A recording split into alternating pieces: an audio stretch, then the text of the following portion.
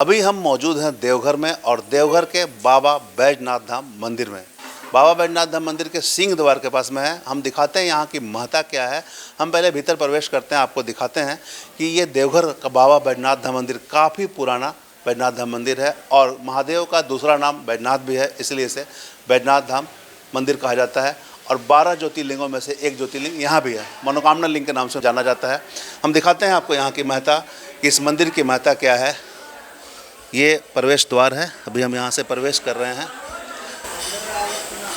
और ये देखिए, ये है मंदिर का प्रांगण। सामने बाबा बैजनाथ धाम का आप सामने देख सकते हैं शिवलिंग है और एक हर जगह त्रिशूल होता है, लेकिन यहाँ पंचशूल है। बाबा बैजनाथ धाम और माता पार्वती दोनों का सामने मंदिर है।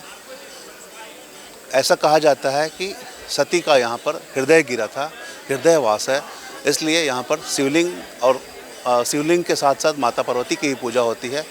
और देख सकते हैं सामने जो गठजोड़ है, गठबंधन है, ये लोग यहाँ पर गांठ बांधते हैं और अपनी मनोकामना सिद्धि को लेकर, मनोकामना पूर्ण को लेकर मन्नत भी मांगते हैं। देवघर में स्थित बाबा बैद्यनाथ धाम न केवल 12 ज्योतिर्लिंगों में शामिल है, बल्कि ये एक ऐसा तीर्थ स्थल भी है जहां शिव के साथ साथ शक्ति, विष्णु, लक्ष्मी समेत कई देवी देवताओं की आराधना एक ही परिसर में होती है। ये स्थान श्रद्धा, भक्ति और पौराणिक मान्यताओं का एक अद्भुत संगम है। वैद्यनाथ धाम मंदिर परिसर में कुल 22 मंदिर मौजूद है। इनमें प्रमुख रूप से बाबा वैद्यनाथ का ज्योतिर्लिंग और माता पार्वती का मंदिर आमने सामने स्थित है। इन दोनों मंदिरों के शिखरों को एक विशेष पवित्र गठबंधन से जोड़ा जाता है, जिसे स्थानीय भाषा में गठजोड़वा कहते हैं। ये परंपरा अत्यंत प्राचीन है और मान्यता है कि इस गठबंधन में भाग लेने से भक्तों की हर मनोकामना पूर्ण होती है, साथ ही उन्हें राजसूय यज्ञ के बराबर पुण्य फल प्राप्त होता है। बाबा वैद्यनाथ धाम की एक और खास विशेषता ये है कि ये ज्योतिर्लिंग होने के साथ साथ 51 शक्तिपीठों में से एक है। पौराणिक कथाओं के अनुसार जब माता सती का शरीर भगवान विष्णु ने अपने सुदर्शन चक्र से खंडित किया था, तब उनका हृदय इस स्थान पर गिरा था। इसी कारण इसे हृदयपीठ भी कहा जाता है।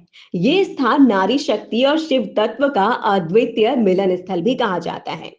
इसके अलावा जहां अन्य सभी ज्योतिर्लिंगों पर त्रिशूल स्थापित होता है, वहीं बाबा वैद्यनाथ मंदिर के शिखर पर पंचशूल विराजमान है, जो इसे अन्य सभी ज्योतिर्लिंगों से विशिष्ट बनाता है। पंचशूल का प्रतीकात्मक अर्थ दिव्य शक्ति के 5 मूल तत्व धर्म, अर्थ, काम, मोक्ष और ज्ञान है।